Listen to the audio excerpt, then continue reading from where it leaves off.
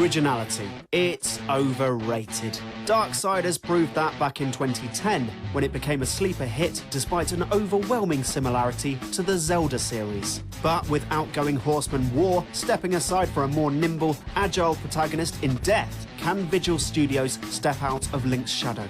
In short, almost. The long answer? Well, that's a bit more complicated.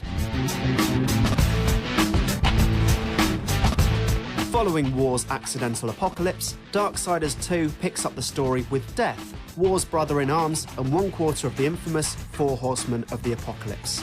Mankind is but a memory. Gone. Adios. So with Darksiders 2, we greet Death as the new playable horseman, looking to redeem his brother and resurrect the human race. And with the world as we know it long gone, Darksiders 2 relocates the action to the Netherrealm. And what a world it is. Somewhere between Middle-earth and the Scottish Highlands, the Netherrealm is a mythical world full of wide open plains and deep, dank tombs. Admittedly, you'll spend most of your time galloping across it on vast fetch quests, but at least it's an expansive canvas for your elaborate errands to take place in.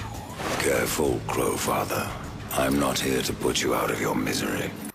From a gameplay perspective, Darksiders 2 is a blend of familiar elements. The Zelda gene is still going strong, but Vigil have dipped into a variety of other popular franchises to add flesh to the bones. What emerges is equal parts God of War, Prince of Persia, and Shadow of the Colossus, all spread over the base influence of Nintendo's flagship fantasy series. Whilst that may sound very derivative, it's actually a blessing in disguise. Darksiders 2 manages to bring all these borrowed traits together with an unbounding enthusiasm to create an unashamedly old-fashioned action-adventure. Its platforming might not be quite as polished as Prince of Persia, its combat definitely not as meaty as God of War, and its dungeon puzzling isn't a patch on Zelda, but regardless, it successfully merges these elements into a satisfying and cohesive whole.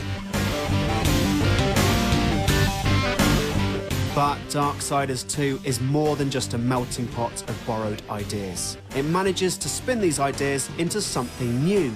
Take Death's versatile armoury for starters. Whilst combat will see you flicking between light attacks with Death's trusty scythe and heavy attacks with, well, anything heavy, the rest of your arsenal is genuinely original. There's Redemption, a weighty revolver that will see Death reborn as Clint Eastwood. Then there are the Constructs, giant stone automatons that you ride around on. They offer a truly unique gadget for you to play with. Also, the game is varied. You'll be scything, horse riding, climbing, looting, shooting, puzzling, questing, leveling, gazing and platforming on a quick turnaround.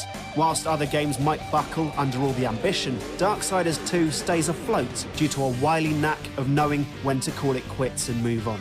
At the end of play, there's an overwhelming feeling that all these gameplay traits are so close to coming together to creating something worth shouting about. Help us, and we will help you. It's all bolstered by some truly fantastic art design. Joe Maduriera steps on board as creative director, and he's injected a comic book style into the veins of the series. Rich purples and oily greens combine to create a fantastic realm full of beauty and wonder that you'll just soak up as you explore its mysteries. It's effortlessly colourful, full of imagination, and brimming with charm.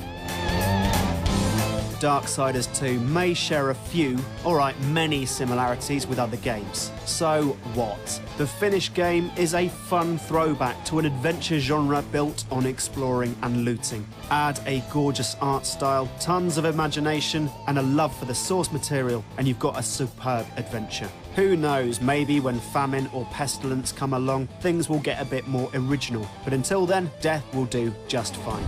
He has many names. Kinslayer, Executioner,